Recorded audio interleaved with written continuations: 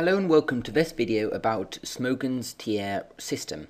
This system is not only used in the Smogon University competitive play, but also in every single type of competitive play in Pokemon Online. Now, this tier system is used to rank Pokemon into several groups based on their perceived power and usage in competitive play. These tiers dictate which Pokemon can be used in the various metagames of competitive play. Each metagame encompasses different Pokemon, and therefore each one is unique in how you play it.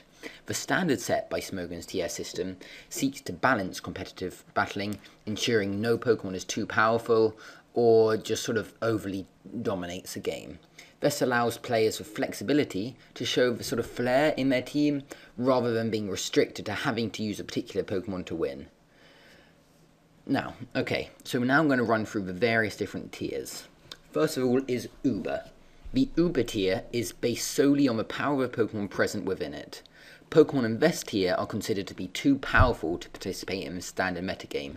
Note that no Pokemon is banned from competing with those in the Uber tier. The result is a free-for-all metagame with no restrictions on which Pokemon may participate. So basically you can use whichever Pokemon you want, but most people stick to using the really strong Pokemon. Next up is Overused.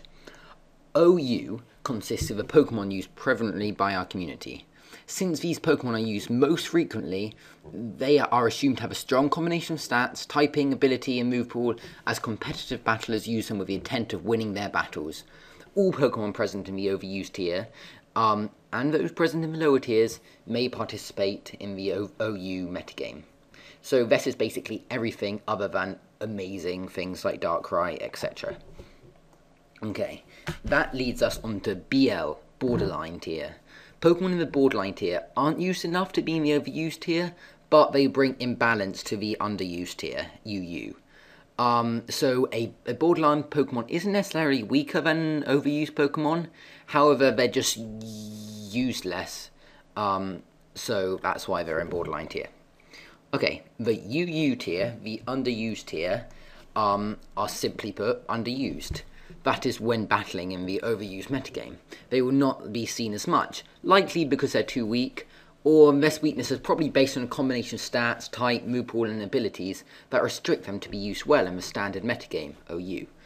In underused play, Pokemon above the underused tier are banned, meaning that never used and rarely used, Pokemon still allowed to participate. The construction of the underused tier is found from usage statistics. So that's basically things that aren't used as much. Now, this leads us on to rarely used, RU.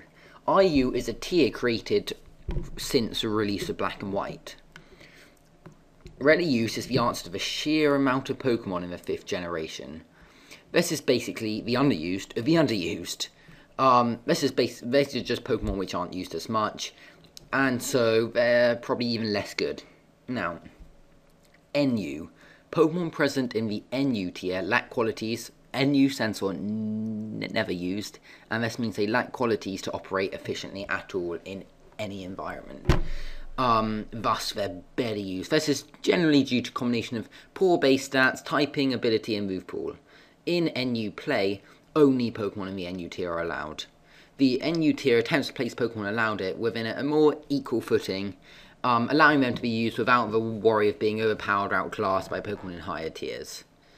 And however, in Red, Blue, Yellow, Gold, Silver, Crystal, the NU tier does not exist, just due to the fact there aren't enough Pokemon to sort of make the NU tier worth it. Anyway, so those are basically all the different tiers. If you have questions, feel free to leave them in comments, and I or some other helpful member of the Pokemon community will answer and help you out. Thanks for watching, guys. Bye.